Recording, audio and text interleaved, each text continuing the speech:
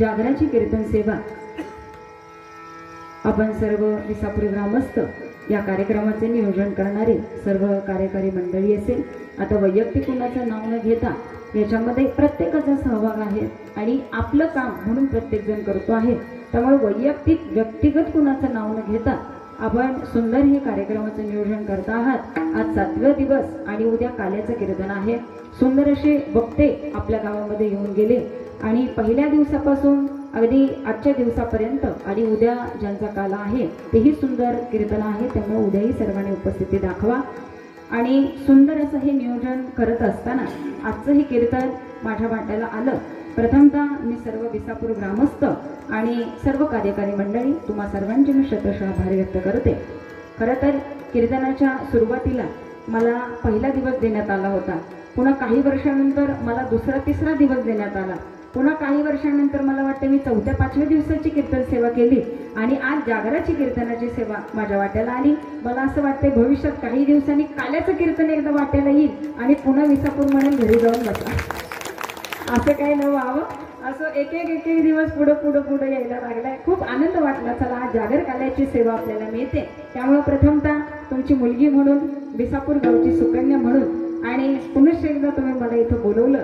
पाठीमाग आपले अतुल बाबा साळुंके यांच्या घरी त्यांच्या आईंच्या पुण्यस्मरणानिमित्त कीर्तन झालेलं होतं।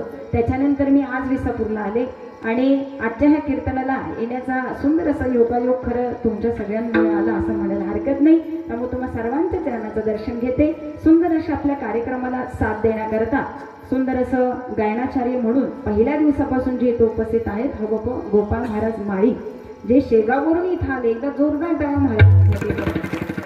महाराज आमच्या विसापुरातली लोक अजून मनपात पोहोचलेले नाहीत, पण शेगाववरून इथे यायचं। गजानन महाराजांचं मायबाप त्यांच्या मायभूमीत असणारे महाराज आज आपल्या गुंडोजी बाबांच्या पदस्पर्शाने पावन झालेल्या विसापूर भूमीमध्ये अगदी गजानन महाराज आपल्याला भेटायला आल्यासारखे देत आले बरं का। एकदा जोरदार टाळ्या महाराजांसाठी। खूप असं सुंदर त्यांचं गायन आहे, आपण अगदी पहिल्या दिवसापासून ऐकत आहातच। मी त्यांचेही शतशः आभार व्यक्त करते। त्यांना साथ देण्याकरता आमचे श्री विठ्ठलधाम प्रति पंढरपूर क्षेत्र आंबेगर बाल विद्यार्थी वृंद आंबेगर मेडा या संस्थेतील सर्व मुलं आज आपल्या विसापूरमध्ये या सेवेकरता आलेले आहेत। एकदा जोरदार टाळ्या या बाल गोपाळ मंडळींसाठी।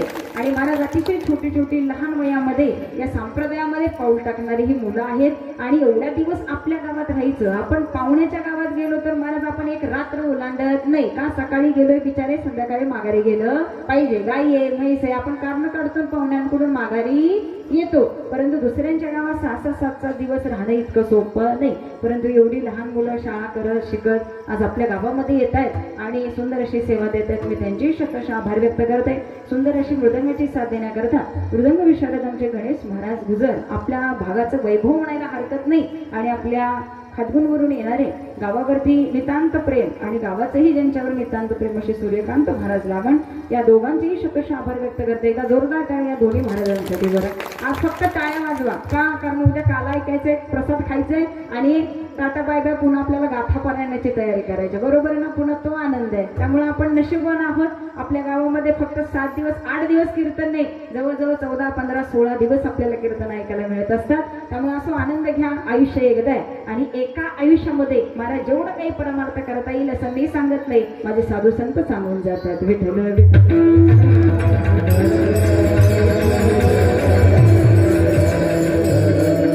हार्मोनियमची साथ देण्याकरता आमचे भोसले भाऊ असेल, जाधव भाऊ असेल, आता प्रत्येकाची भरपूर नाव आहेत। जे कोणी असतील तुम्हा सर्वांचे मी शतशः आभार व्यक्त करते। आमचे व्यासपीठ चालक गणेश महाराज असतील, प्राण महाराज असतील, यांनी सुंदर आपली सेवा इथं देत आहेत आणि महाराजांच्या सेवेप्रित्यर्थ मंडोजी बाबांच्या सेवेप्रित्यर्थ इथं सेवा करत आहेत आणि सुंदरशी साऊंड सिस्टीम असेल, मंडप व्यवस्था असेल, सुंदर आपलं कार्य चालू आहे। अन्नदाते मंडळी असतील, सकाळचा नाश्ता, दुपारचा नाश्ता, संध्याकाळी जेवण, सकाळी जेवण, जे जे काही नियोजन असेल त्यामुळे अन्नदाते सुद्धा खूप महत्वाचे असतात। मी त्यांचे सर्वांचे शतशः आभार, सर्वांचं खूप खूप कौतुक। आता जर कुणी राहिला असेल तर थोडं मुलगी म्हणून माफ करा, कारण मला बरोबर 11 वाजता कीर्तन संपवायचे आणि कीर्तनामध्ये आता जास्ती जा वेळ न लावता विनेकरी ताई असेल दोघांच्या चरणाचं दर्शन घेते. सर्व टाळकरी मृदंगाचारी हार्मोनियम वादक असतील, आजूबाजूवरून आमचे नेरवरून आलेले महाराज असतील, प्रवचन ज्यांनी केलं त्या सर्व महाराजांचं सुद्धा खूप खूप कौतुक. आणि पहिल्या दिवसापासून आपण सुंदर कीर्तन ऐकत आलेलं आहात. त्यामुळे आजचं कीर्तन हे बोबडं कीर्तन तुमच्या बाळाचं तुमच्या मुलीचं कीर्तन म्हणून ऐका आणि सर्वांनी फक्त देवाच्या भजनाचा आनंद घ्या आणि कीर्तनाचा आनंद घ्या. मी मगाशी बोलले, आता परत बोलते, जे साधू संतांनी बोललं, आयुष्य एकदा आहे. परमार्थ आयुष्यामध्ये करणारा मनुष्य नशिबान समजला जातो. महाराज प्राण कधी जाईल ते सांगू शकत नाही का? कारण जसं फक्त नावाने आमचं नाव प्राण असेल, आम्ही नाव फक्त हाक मारतो प्राण, परंतु महाराज प्रत्येकाच्या शरीरामध्ये प्राण नावाची चीज आजही आहे. ती जर एकदा गेली तर महाराज आमचं सगळं आयुष्य नव्हे, आमचा देह सुद्धा निकम होऊन राहतो. विठ्ठल विठ्ठल.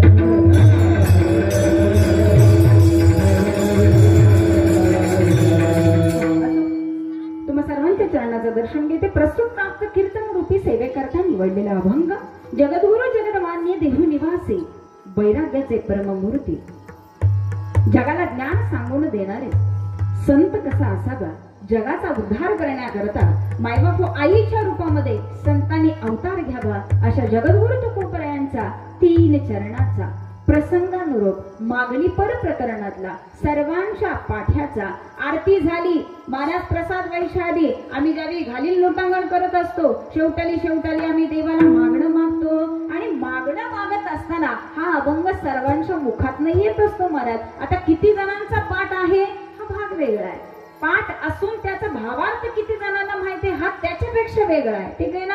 परंतु दुसरे बोलतात ते कानावरती पडते, त्यातलं काहीतरी समजते अशी समजून घेणारी हा सुद्धा भाग त्याच्यापेक्षा निराळा आहे. विठ्ठल विठ्ठल.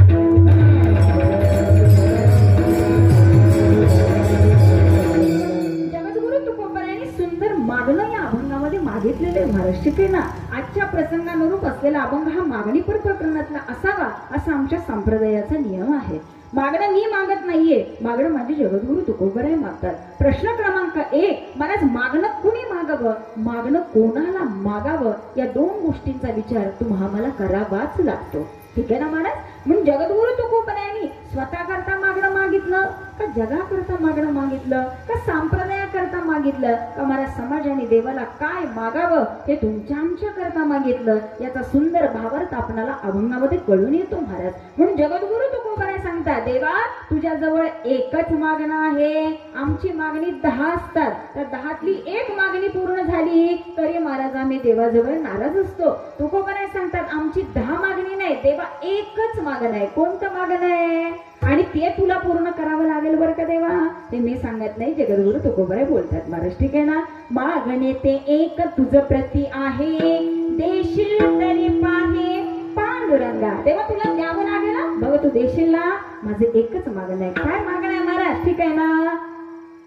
या संतांची निर्वी हेची मज देईल. देवा संतांच्या संगतीमध्ये मला जायचं आहे, संतांची संगत मला घडावी. देवा एवढंच एक मागणं तुझ्या चरणाशी आहे. आणि देवा हे तू कधी देशील, कधी देशील. देवा आता वेळ नाही लावायचा का, कारण तू उदार आहेस, अनादी आहेस, तू सर्वांचं मागणं पूर्ण करणार आहेस. देवा वेळ लावायचा नाही, ते मागणं तत्काळ पूर्ण व्हावं म्हणजे माझ्या आयुष्याची सार्थकता होऊ शकते, हे मी सांगत नाही, जगद्गुरु तुकोबराय सांगतात. म्हणून महाराज तुका म्हणे आता उदार तो होई मज ठेवी पायी संतांची या. म्हणून संतांचं मागणं, संतांचे चरण हे एकच मागणं आजच्या अभंगामध्ये जगद्गुरु तुकोबराय आपल्याला सांगून जातात. विठ्ठल विठ्ठल.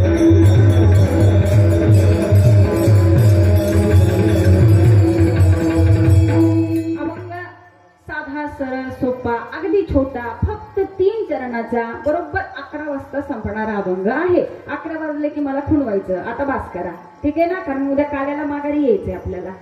त्यामुळं बरोबर ठरवून अभंग 3 चरणाचा घेतला, मागणीचा घेतला, संतांचं महत्व व्यक्त करणारा घेतला. कारण तुम्ही ज्या पुण्य पावन स्पर्शाने पतित झालेली भूमी आहे ना महाराज, ही संतांची भूमी आहे. तुम्हा आम्हाला गर्व आहे की महाराज आज आम्ही श्री संत गुंडोजी बाबांच्या समाधी घेतलेल्या अशा ठिकाणी, अशा तीर्थक्षेत्री महाराज आम्ही राहतोय आणि संतांचा आशीर्वाद आणि संतांचं हे पदस्पर्शानं पावन झालेलं हे गाव, हे आपलं विसापूर गाव. की अशा विसापूरचं नाव महाराजा सातारा जिल्ह्यामध्ये आज तुम्ही कुठेही जा, विसापूर म्हटलं की आदरानं घेतलं जाणारं गाव आणि ते नाव म्हणजे विसापूर. विठ्ठल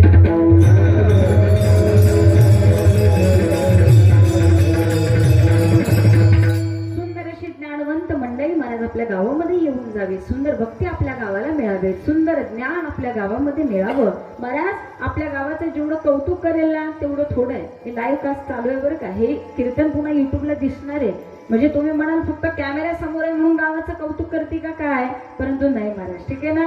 कौतुक करण्यासारखी गोष्ट आहे तर कौतुक केलंच पाहिजे आणि आपल्या गावाचं हे गुण वर्णन महाराज समाजापर्यंत तर गेलंच पाहिजे. म्हणून मला पुन्हा पुन्हा सांगावं असं वाटतं, अशा संतांच्या भूमीमध्ये एवढा सुंदर सप्ताह व्हावा. पुढे तुकाराम गाथेचा सुंदर असा सप्ताह आपल्या गावामध्ये होत असतो. सांगण्याचं तात्पर्य असं, महाराष्ट्रामध्ये नामवंत असलेली सर्व मंडळी आपल्या गावामध्ये येऊन गेलेली आहेत, हे मला सांगायची गरज नाही. सुंदर असा काल गुढीपाडवा झाला, नवीन वर्षाची सुरुवात झाली. महाराज तुम्ही आम्ही संकल्प करावा की आमच्या आयुष्याची भरभराटी ही भगवंत करेलच करेल, परंतु महाराज आम्ही स्वतःसाठी आणि जगाकरता कितपत मागणं मागतो, ही मागणं कसं असावं हीच शिकवण तुकोबराच्या अभंगामध्ये तुम्हाला देतात. विठ्ठल विठ्ठल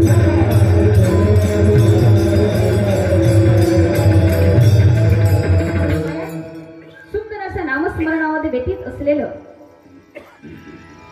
माझे जगद्गुरु संत तुकोबराय चरित्र पाहिलं तर मला समजतं की नाम कसं घ्यावं, भक्ती कशी करावी. भक्ती ही तुकोबरायांच्या मायबापो गळ्यातला जसा देवाचा ताईत असावा तसं माझे जगद्गुरु तुकोबरायांकडे पाहिलं ना की महाराज निखळते लखलखती भक्ती म्हणजे माझे जगद्गुरु तुकोबराय महाराज. तुकोबरायांचं नाव घेतलं ना तरी महाराज लोक डोलायला लागतात. तुकाराम तुकाराम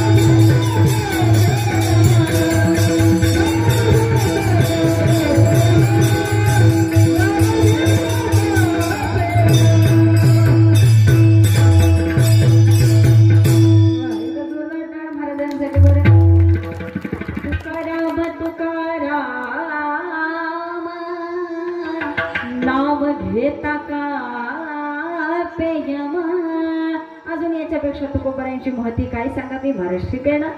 ज्यावेळी भगवंताचं नामस्मरण चालू होतं ना त्यावेळी तुकोबराय देहावर नाही महाराज. विचार करा तुकोबरायांनी नामस्मरण सुरू करावं, शेजारून तुमच्या आमच्यासारखी व्यक्ती जावी, शेजारून गेलं कोण याचं भान सुद्धा तुकोबरायांना नसायचं महाराज, ठीक आहे ना. तुकोबरायांचं चरित्र वाचलं की आमचे डोळे पाण्याने भरतात, आम्हाला रडायला येतं का. तुकोबरायांसारखे साधक मायबाप जीवन जगतायत, तुमच्या आमच्यासारखी बरीच लोक भक्ती करतायत, मीही भक्ती करते, बसलेल्यांपैकी बरेच जण भक्ती करतात महाराज, ठीक आहे ना. परंतु तुकोबरायांना ज्ञानोबरायांना जो त्रास झाला तो त्रास आम्हाला नाहीये महाराज, ठीक आहे ना. आज आम्ही कीर्तनाला जायचं म्हटलं तर एसीच्या गाडीत नाही येतो, खायला गुलाबजामुन मिळतात, बाईबापू राहायची सोय होते, जाताना भरलेलं पाकिट मिळतं, एखादी नोट कमी असली तर आम्ही मागून घेतो. आमचा थाटमाट वेगळा आहे महाराज, ठीक आहे ना. तुकोबरायांच्या काळामध्ये असं चालत नव्हतं महाराज. तुकोबरायांनी सांगावं देती घेती. आता याचा विचार प्रत्येकाने प्रत्येकाचा करावा. जरी मी सांगत असले तरी मी का बिना पाकिटाची जाणार आहे का? त्यामुळे बोले तैसा चाले त्याची वंदावी पाऊले. त्यामुळे मला असं वाटतं कीर्तन झाल्यावर आमच्या सारख्याच्या पाया नाही पडेल तेवढं चांगलंय, परंतु समाजाला सवय लागली महाराज, ठीक आहे ना. आता थेट बोलते, मुलगी म्हणून बोलते. माझ्या गावात बोलायचे काय चोरी, आता बाहेर नाही बोलणार का? कीर्तन करायचे थो परत जाऊन. जगद्गुरु तुकोबरायांनी सांगावं भक्ती करायची, भक्ती निष्ठेची असावी. भक्ती देवाला आवडते ना अशी भक्ती तुमच्यामध्ये उतरावी. तुकोबरायांना पाहिलं की महाराज भक्ती कशी असते, आम्हाला आदर्श उदाहरण माझ्या तुकोबरायांची भक्ती, नामदेव महाराजांची भक्ती, चोखा महाराजांची भक्ती, माझ्या जनाबाईची भक्ती. जनाईनं देवाला हाक मारावी. अहो हाक मारायची सुद्धा गरज नाही. माझ्या जनाईनं नुसत्या कामाला सुरुवात केली की देव आलाच मदतीला महाराज, ठीक आहे ना. तरी सुद्धा जनाबाई देवाला वारंवार म्हणते नाही केली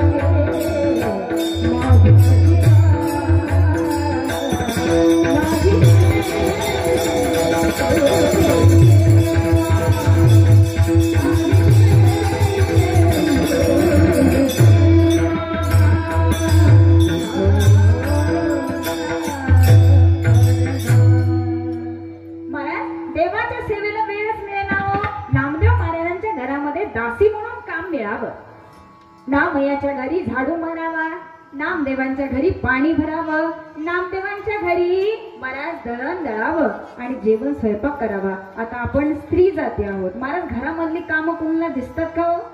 रानात काम केलं तर एक वेळ म्हणते बिचारी रानात जाते. घरात कितीही कामं करा एकच वाक्य येतं, घरात बसून तुला काम काय असतं? प्रत्येकाचं वाक्य तेच आहे महाराज, परंतु घरातली कामं दिसून येत नाही. माझी जणी हे माझ्या पांडुरंगाकरता पंढरपुरामध्ये राहिलेली होते.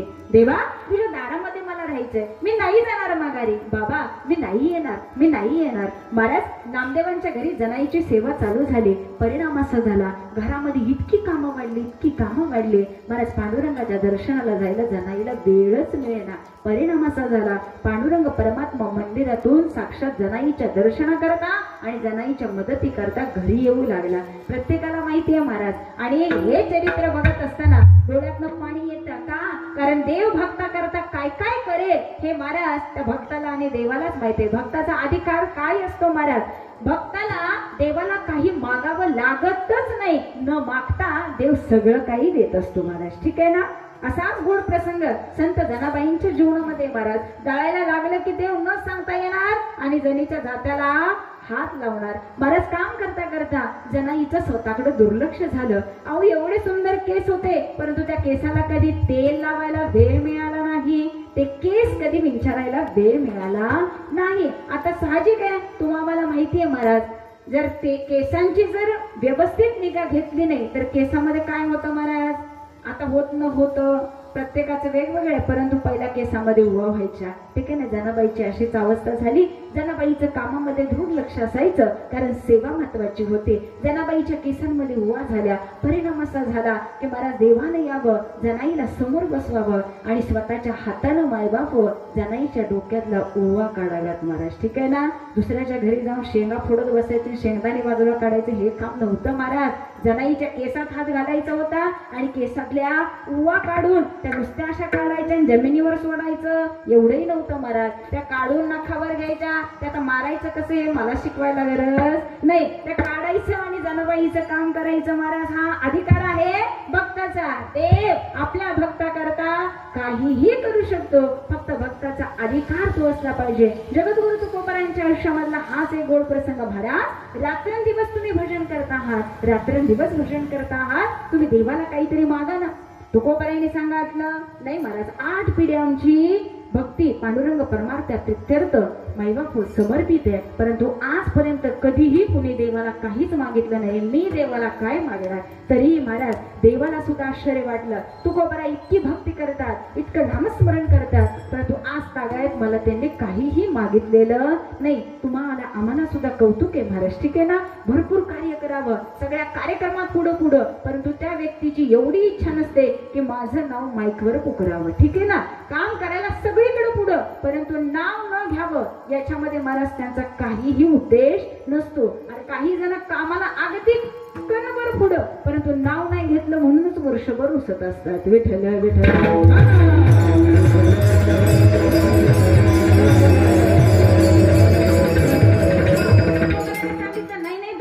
काहीतरी मागा तुम्ही. देवानं सांगितलं तुकोबाराय एवढी भक्ती करताय, नाही काहीतरी तुम्ही मागा, काहीतरी मागा. तुकोबारायने सांगावं देवा मला काही नको रे, मला काही नको. अरे फक्त तुकोबाराय नाही, माझे नाथ बाबा सुद्धा सांगतात, माझे नामदेव महाराज सुद्धा सांगतात, आम्हाला काही नको, फक्त तुझ्या सेवेमध्ये दृढ चित्त लीन भाव देवा, एवढंच पाहिजे. आणि का मागा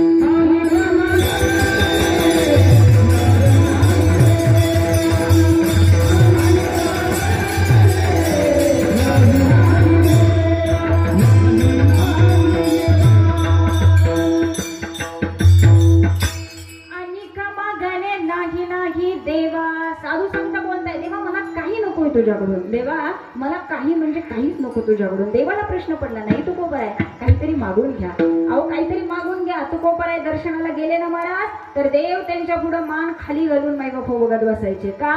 कारण तुकोबारायांचं हे भक्तीचं स्वरूप महाराज देवाला सुद्धा डोईजड जात होतं. तुम्ही विचार करा ना, प्रत्येक संकटाच्या वेळी एखादी व्यक्ती आम्हाला मदत करायला यावी, तिची इतकी उपकार आपल्यावरती झाले, इतके उपकार आपल्यावरती झाले, पुन्हा पुन्हा महाराज आपण तिला हात जोडतो. काही करा, काही सांगा, तुमच्यासाठी मी काही पण करेल, पण काहीतरी तुम्ही मागा, कारण तुमचे उपकार आता आम्हाला नकोय. सर्वसामान्य लोक अशी जगतात, तर महाराज देव आपल्या भक्ताला असं कसं मायबाप करून घेईल. त्यावेळी देवाने सुद्धा सांगावं तुकोबाराय काहीतरी मागा. आता मात्र तुकोबारायांच्या पुढे काही पर्याय उरला नाही. तुकोबाराय म्हणतात देवा एवढंच तुम्ही म्हणताय काहीतरी मागा, काहीतरी मागा. देवा माझी अनेक मागणी मुळीच नाहीये, मला जास्त काही मागायचं नाहीये, काहीच मागायचं नाही. माझं एकच मागणं आहे, ते एक मागणं मात्र तुला पूर्ण करावं लागेल. अभंगाचं प्रथम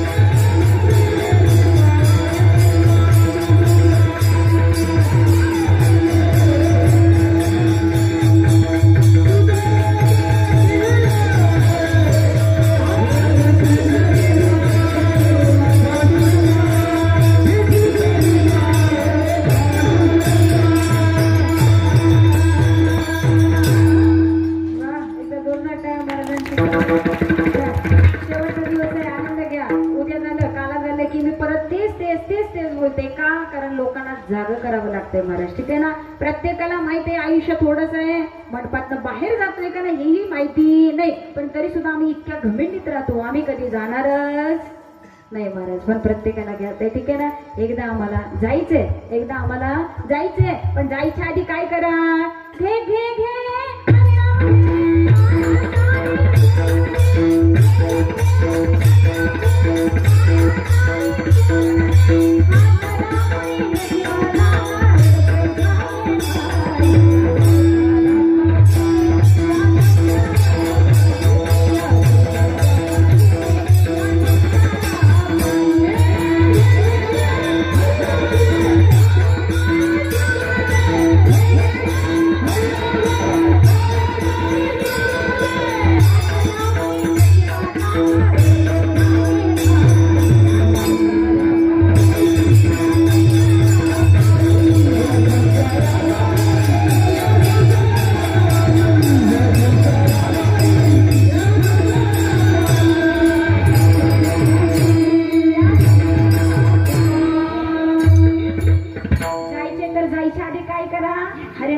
सुरुवात करा महाराज. ठीक आहे ना. कारण याच्यामुळे जो आयुष्याचा उद्धार होईल ना तो अन्य कशाने नाही. दोन्ही मुलं सर्व्हिसला लागली, सुंदर घरचं सगळं काही ओके, आजी बाबा सगळे नातवंड बघण्यात आली, परतवंड पाहिली, सगळं झालं. आता प्रपंचात काहीही राहिलेलं नाही. आता हे सगळं असलेली माझ्या पुढे बरीच जण आहेत, त्यांनी फक्त छातीत ठोकून मला सांगावं, महाराज आमच्या जीवनाचा उद्धार झालेला आहे, आता सगळ्या आयुष्याचं काम झालंय, आता आम्ही गेलो तरी हरकत नाही, फक्त जीवनाचा उद्धार झालाय एवढे म्हणणारी फक्त हात वर करा महाराज.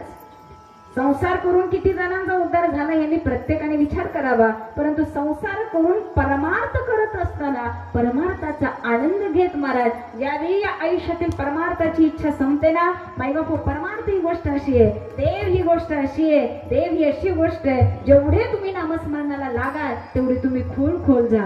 म्हणून एका साधकाने एकच वाट सांगितली, तुम्हाला देवाकडे जायचं असेल ना, तुम्हाला देव बघायचा असेल ना, तर महाराज अन्यत्र काही करत बसू नका, फक्त देवाच्या नामस्मरणामध्ये दंग रहा. जिथं आहात, जिथं बसलेला आहात, ज्या घरात आहात तिथं बसल्या जागी नामस्मरण सुरू करा. काही दिवसात तुम्हाला देव नाही भेटायला आला तर प्रियंका दीदीचं कीर्तन कोणा गावातच ठेवू नका. विठ्ठल विठ्ठल.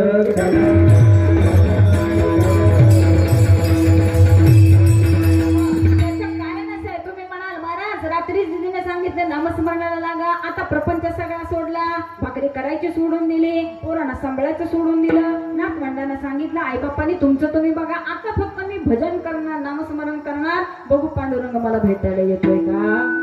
ठीक आहे ना. असं चॅलेंज जर कुणी मला दिलं तर ते चॅलेंज सुद्धा मी स्वीकारायला तयार आहे महाराज. का मी म्हणे देव समोर उभा राहतोय की नाही, 4 हात दिसतील, हातामध्ये गदा दिसेल, त्रिशूळ दिसेल, हे सगळं घेऊन महाराज देव समोर येईल का नाही हे मात्र निश्चित नाही. परंतु नामस्मरण करता करता ज्याची चित्त शुद्धी होते मला, ज्याला माणसाच्या चित्तातला माणसाच्या अंतकरणातला देव समजला त्याला महाराज आमच्या प्राण्यामधला सुद्धा येऊन गेलेला देव हा ताबडतोब समजतो. फक्त विचार करा ही अवस्था होते कधी, ज्यावेळी आमची नामस्मरण भक्ती वाढते आणि ज्यावेळी तुमचं नाम वाढेल ना त्यावेळी चित्ताची शुद्धी होईल.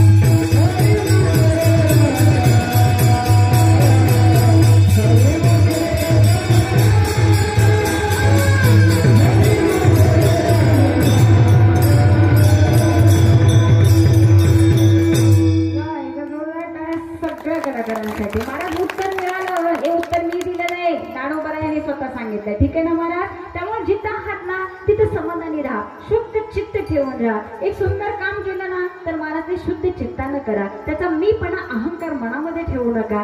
अन्यथा आम्ही 100 रुपये जरी देणगी दिली तर 4 वेळा महाराज लोकांना सांगत बसतो. असं न करता मी सांगते तुम्ही सांगा नाही तर नका सांगू, फक्त जी गोष्ट अंतकरणातनं केली ना महाराज तर ती खरंच हृदयापासून असू द्या. दान केलं ना तर महाराज ते या हातानं दान केलं तर हे ह्या हाताला सुद्धा समजू नये असं दान असावं, हे मी सांगत नाही शास्त्र सांगतो महाराज. ठीक आहे ना. त्यामुळे आनंदी राहण्याकरता बाकी दुसरं काही लागत नाही हो. पैसा मिळाला म्हणजे मनुष्य आनंदी राहतो ही महाराज संकल्पना मनातनं काढून टाकावी. सुंदर घर मिळालं म्हणून आता मनुष्य सुखी झाला, सगळं काही मिळालं महाराज ही कल्पनाही डोक्यातनं काढून टाकावी. का? कारण महाराज हे सगळं असून सुद्धा आज समाजामध्ये लोक आम्हाला सुखी आणि समाधानी दिसत नाहीत महाराज. आज कलियुगामध्ये आम्ही आयुष्य जगतोय. ठीक आहे ना. आज 50-60 हजार मायबाप पेन्शन असली, नवे मुलं चांगली सुंदर नोकरीला असली, सुंदर बंगला असला तरी सुद्धा महाराज एखाद्याच्या घरी गेलं ना तर ती माय माऊली डोळ्यातनं पाणी काढत असते. काय करणार महाराज, सगळी सुख आहेत, सगळी सुख आहेत, परंतु नेमकं हे सगळं सुख भोगायच्या वेळी देवानं नको इतका आजारपण मागं लावलं आणि त्या आजारपणात हे काही सुद्धा उपभोगता येत नाही. जाता जाता सांगते देव तुम्हाला आजारपण द्यायला रिकामा बसलेला नाही, हे आपलं कर्म आहे, आपलं आयुष्य आहे. म्हणून जाता जाता सांगून जाते महाराज आयुष्य इतकं सुंदर जगा ना की त्याच्यावरती पुन्हा आम्ही कोणाला बोट दाखवू शकत नाही, असं आयुष्य आपलं असलं पाहिजे. त्याच्यामुळं असं झालं, त्यानं असं केलं म्हणून माझं असं झालं, कुणीही तुम्हाला काही करायला बसलेलं नाही. काय करा ते तुमचं कर्म तुम्हाला तिथं घेऊन जाईल महाराज. त्यामुळे कर्म इतकं शुद्ध असावं, कर्म इतकं सुंदर असावं, जैसे ज्याचे कर्म तैसे सुंदर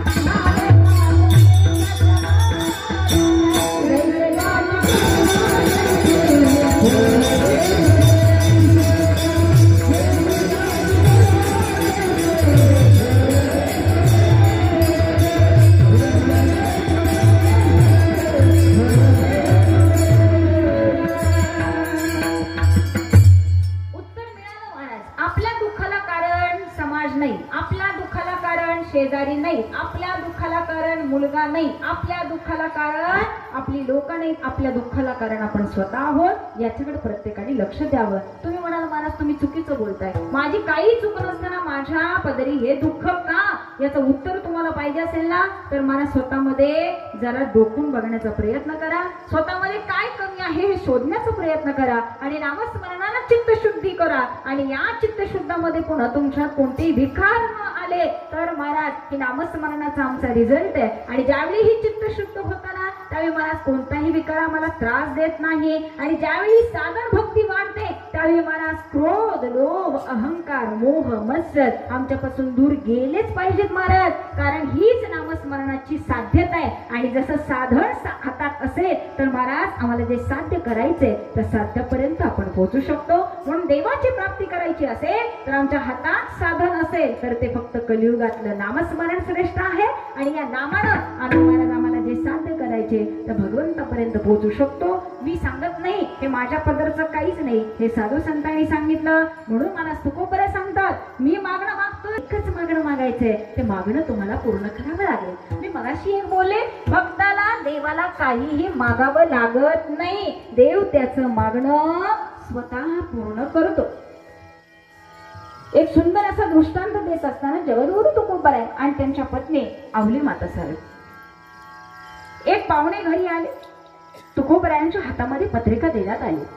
तुकोबरायचे बरं का, तेही सहकुटुंब सह परिवार.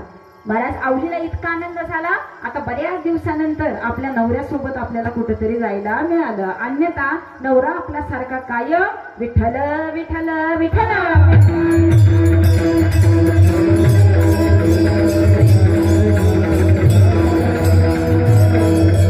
कोण करतय? आवलीचा नवरा बरं का. काय करतोय? विठ्ठल विठ्ठल कायम आपलं चालूच आहे. आवलीला आनंद झाला, चला आपल्या पतीबरोबर आपल्याला कुठेतरी जायची संधी मिळाली. तुकोबराय सांगितलं आपण लग्नाला येणार नाही, त्या लग्नाचं तुमचं तुम्ही बघायचं. आवलीने सांगितलं नाही, तुमच्या पोटी सुद्धा एक पोरगी आहे, भागीरथी नावाची सुंदर अशी गोंडस मुलगी तुकोबरायांच्या पोटी होती. महाराज अहो तुम्हाला काय कळतं की नाही, उद्या तुमच्या पोरीच्या लग्नात कोण येईल का?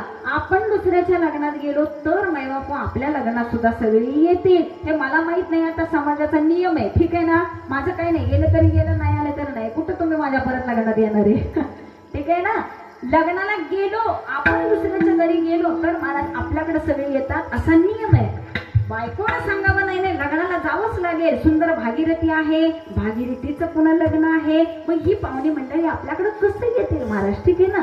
परंतु तुकोबरायांनी या भागीरथीचं वाक्य ऐकलं. बाबा अहो बाबा चला ना लग्नाला, मला पण जायचंय लग्नाला. बाबा चला ना. बायको भागीरथीच्या पुढं वडिलांना काही बोलता आलं नाही, कारण त्या भागीरथीवरती वडिलांचा इतका जीव होता. मायबाप मुली करता वडील काही करू शकतो. सदेह वैकुंठ गमन करणारे तुकोबराय ज्यावेळी भागीरथीनं मायबाप घरामध्ये खीर करावी, मायबाप शेवयाची खीर केली, परंतु माझ्या वडिलांनी ती खीर न खाता माझे वडील निघून गेले. हे एका मुलीला आवडलं नाही. महाराज माझे वडील खायला इथं आलेच पाहिजेत. मायबाप मुलीच्या अट्टासा खाती जगद्गुरु तुकोबराय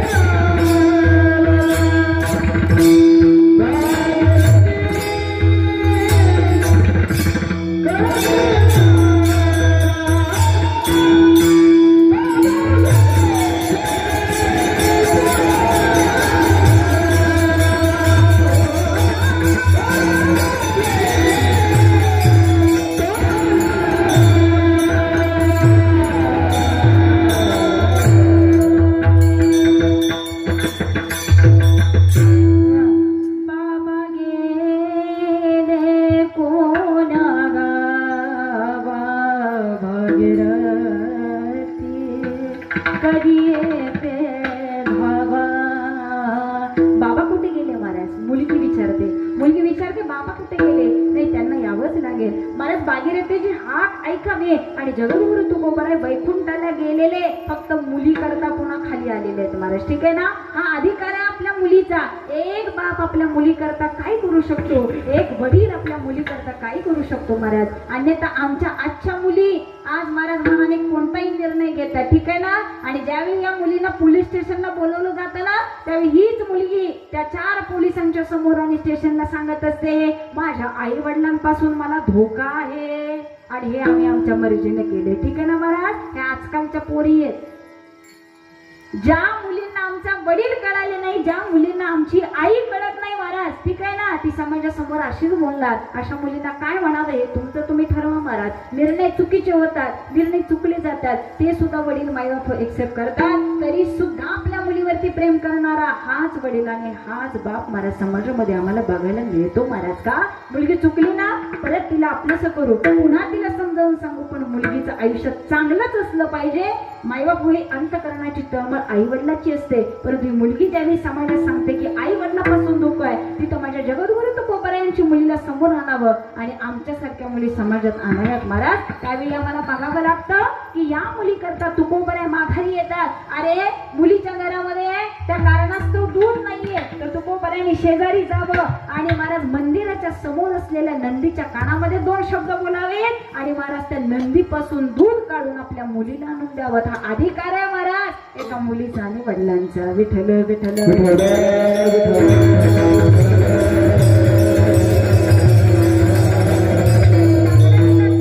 गाईचं दूध आणणं वेगळं, शेळीचं दूध आणणं वेगळं, परंतु महाराज मंदिराच्या पुढे जो नंदी असतो ना, की ज्याला आपण पाषाणातला नंदी म्हणायला हरकत नाही, अहो अशा नंदीपासून दूध आणायचे, अशा नंदीपासून दूध आणायचा विचार करा. तो अधिकार काय असेल? तुकोबरायांनी ठरवलं नाही नाही भागीरथीची इच्छा आहे ना, चला मुली करता आपण लग्नाला जाऊयात. काय करणार? मायबाप लग्नाला जायचंय, परंतु अंगावरती घालायला चांगलंसं कापड नाही. हो, जेवढी काही तुकोबरायांची संपत्ती होती ती सगळी महादुष्काळामध्ये देऊ टाकली होती. तुकोबरायाकडे आता काही नव्हतं महाराज. ठीक आहे ना? अहो मुलांना न्यायचंय, इकडं महादा माग लागला, इकडं भागीरथी माग लागली. लग्नाला जायचंय बाबा, लग्नाला जायचंय, मुलांना अंगात घालायला कपडेच नाही. तो व्यवस्थित कपडे पाहिजे, समाजात जायचं म्हणलं तर चांगलं मायबा दिसलं पाहिजे, हा भाव असतो. आवलीच्या अंगावरती व्यवस्थित साडी नव्हती. तुकोबरायांनी मात्र विना गळ्यात घेतला, हातात चिपळा घेतला आणि म्हणे चला लग्नाला. आवली म्हणे आपण कुठं निघालोय? तुकोबराय म्हणे लग्नाला निघालोय. तुम्ही अशा उतारामध्ये? इथं तरी तुम्ही चिपळ्या घरामध्ये ठेवा, इथं तरी विना घरामध्ये ठेवा. नाही नाही म्हणे काही गरज नाही, माझ्या सोयरिकांना सगळ्यांना माहिती तुकोबराय नामाशिवाय राहू शकत नाही महाराज. ठीक आहे ना? आज आम्ही लग्नाला जायचं म्हटलं ना, तर इस्त्रीचे कपडे चढवले की आम्ही काहीतरी वेगळे असं आम्हाला जाणवतं. आम्ही लग्नात काय वेगळेच असतो त्या दिवशी, आणि आदल्या 2 दिवशी आम्हाला बघा महाराज काय आमचं रूप आहे. ठीक आहे ना? तुकोबराय म्हणे नाही नाही जायचं ना, मी अशाच रूपामध्ये येणार. आता मुलांना कसं घेऊन जायचं? परंतु महाराज दोघांनी ठरवण्यात आलं, मुलांना सांगितलं अरे आपण लग्नाला जाऊ. काहीतरी कारण दिली तर दोन्ही मुलांना महाराज घरामध्ये जाऊन त्या मुलांना झोपवून आणि बाहेरून कुलूप कडी लावून महाराज दोघं नवरा बायको लग्नाला निघून गेली. परिणाम असा, लग्नाला न नेण्याचं कारण एकच, अंगावरती घालायला वस्त्र व्यवस्थित नव्हतं. लग्नात पोहोचली खरं, दोघं नवरा बायको लग्नात पोहोचले, परंतु आलेल्या सगळ्या पाहुण्यांनी एक एक येतो, अरे तुम्ही दोघंच आला, मुलांना नाही आणलं. अरे दोघंच आला, मुलांना नाही आणलं. त्यावेळी उत्तर द्यावं, अहो मला काय विचारते, आमच्या ह्यांना विचारा ना का नाही आणलं. तुकोबरायांकडे लोक का हो तुकोबराय दोघंच आला, मुलांना आणलं नाही. त्यावेळी तुकोबरायांनी सांगत नाही हो आमच्या मुलांना लग्नाला यायचंच नव्हतं, आमच्या मुलांना लग्न म्हणजे काय हेच माहिती नाही. आता कारण द्यायला 17 कारण समोर असतात महाराज. ठीक आहे ना? नाही नाही म्हणले लग्नाला त्यांना यायचंच नव्हतं. आवली म्हणे नाही हो मुद्दा मानलं नाही यांनी लग्नाला. आता बायकांचं तोंड तुम्हाला माहिती आहे. त्यावेळी महाराज इकडं मात्र आवलीचा जीव खालीवर व्हायला लागला. का? कारण ती एक आई आहे महाराज. ठीक आहे ना? बाळ घरामध्ये आहे, परंतु आवली लग्नामध्ये आपलं पोर नीट असेल का नाही, आपलं बाळ नीट असेल का नाही, मायबाप ही काळजी एका आईला चालू होते. परिणाम असा झाला की दोघं जण इकडे आली. पांडुरंग परमात्मा पंढरीश मायबाप हो आपल्या आवलीच्या मेहुण्याचं रूप भावाचं रूप घ्यावं आणि देव त्या मुलांच्या जवळ घरी जावा. दार ठोठावलं, महाराज आतमध्ये गेला. त्या मुलांना सुंदर अशी कपडे त्यांनी भेट स्वरूपात आणले. अगं भागीरथी, हे तुझ्यासाठी. अरे महादा, ही कपडे तुझ्यासाठी, माझ्या आवलीसाठी ही सुंदर साडी आणि माझ्या तुकोबरायांकरता हे सुंदर वस्त्र. महाराज मुलं इतकी खुश झाली, इतकी खुश झाली, काय सांगावं काय सांगावं. महाराज सगळा आनंदी आनंद झाला. आणि बराच वेळ निघून गेल्यानंतर पांडुरंग परमात्मा निघून गेले. येऊन आले होते तुकोबरायांच्या मेहुण्याचं. बारकाईनं बघा बरं, मुलांना वस्त्र मिळाली.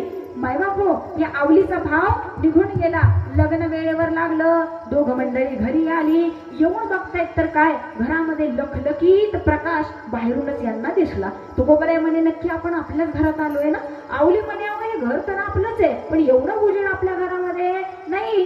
तर त्यावेळी तुकोबरायांनी सांगावं, मी नीट बघा, आपलंच घर आहे का. नाही हो, आपलंच घर आहे. मला असं वाटतं 100% माझा भाऊ येऊन गेला असावा. का, कारण मी त्याला सांगितलं होतं आम्ही दोघं निघालोय, बाबा माझ्या पोरांकडे लक्ष ठेव, नक्की हा येऊन गेला असेल. घरात जातायत तर काय महाराज, मुलं इतकी खुश होती, इतकं खुश होते. ती भागीरथी म्हणे, बाबा बघा ना, माझ्या मामानं मला किती सुंदर ड्रेस आणला. मादा म्हणे, बाबा बघा ना, माझ्या मामाने मला केवढा सुंदर ड्रेस आणला. आई, मामाने ही साडी तुझ्याकरता आणली. तुकोबरायांचं वस्त्र दाखवलं. बाई बाबा आवलीला इतका आनंद झाला, इतका आनंद झाला. ते म्हणले, बघा बघा माझा भाऊ, आपण इथं नव्हतो तरी माझ्या पोरांकडे किती लक्ष दिलं, काय वस्त्र आणलेत माझ्या बाबानं. तुकोबरायांनी वस्त्र हातात घेतलं आणि महाराज सांगितलं, हे वस्त्र सर्वसामान्य व्यक्तीनं आणलेलं नाही. कारण ज्यावेळी ते वस्त्र हातात घेतलं त्यावेळी कळालं की आपल्यासारख्या व्यक्तीने हे वस्त्र घेता कामाचं नाही.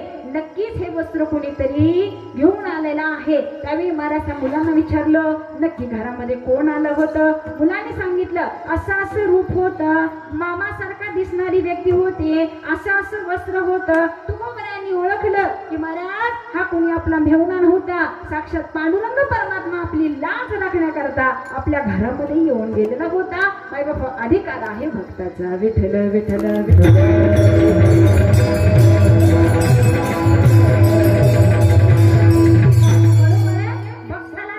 काहीही मागावं लागत नाही हे सांगत होते महाराज. ठीक आहे ना, देव भक्ताला काय पाहिजे ना हे मनाने देत असतो. म्हणून भक्ताची साधन आणि भक्ताची भक्ती जेवढी वाढते ना तेवढे महाराज हे अनुभव आम्हाला अनुभवायला येतात. आम्हाला काय माहिती, जेवायला तर गुलाबजामुन असतील, आम्हाला वाटतंय आपण गुलाबजाम खावेसे आणि अचानक समोर गुलाबजामुनचं ताट यावं, महाराज काय आनंद होईल. ठीक आहे ना, त्यावेळी आमच्या मुखातनं एकच वाक्य येईल की पांडुरंग परमात्म्यानं जणू काही आमची सोय करून दिली. म्हणून महाराज पुन्हा पुन्हा सांगावं असं वाटतं. तुकोबराही सांगून जातात की आयुष्य जगायचंय ना तर आपला भार देवावरती सोपवावा, तर महाराज आपलं जीवन सुंदर सुंदर व्यतीत होईल महाराज. ठीक आहे ना. तुका म्हणे आम्ही, तुका म्हणे माझे तुम्हा संतावारी ओझे, तुका म्हणे माझे तुम्हा संतावारी ओझे. देवाने आमचा भार स्वीकारला, आता आम्हाला इथं काही करायची गरज नाही. मग असा संसार जर आमच्या वाट्याला आला तर मला ज्ञानोबराय सांगतात तसं आम्ही का संसार असा करू नये. अवघाची संसार सुखाचा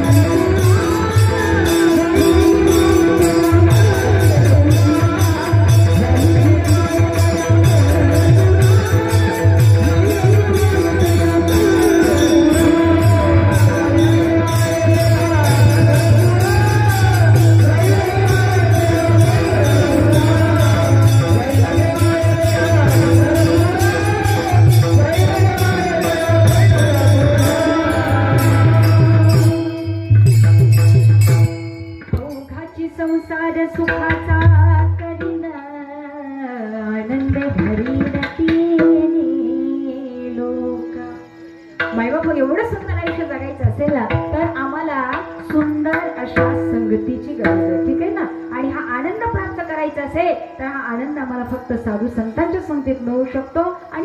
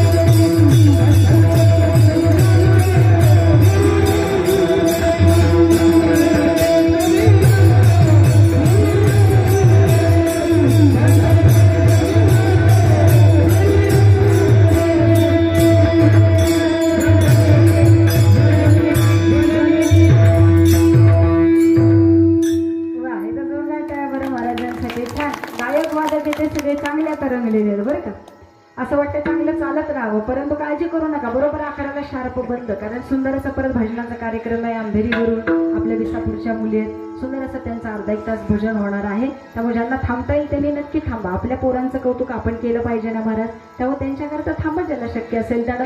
संतांच्या संगतीमध्ये महाराज आपल्या आयुष्याचं बिगडी बन जाईल, ठीक आहे ना. काही मायबाप कितीही दुःख असू द्यावं, परंतु असलेलं दुःख हे सुखात रूपांतर कसं होईल, आनंदात रूपांतर कसं होईल, ताकदी साधू संतांच्या संगतीमध्ये. म्हणून कीर्तनाच्या सुरुवातीला सांगितलं की आम्ही भाग्यवान लोक आहेत की महाराज आपल्या गावामध्ये एका संतांची समाधी आहे. विठ्ठल विठ्ठल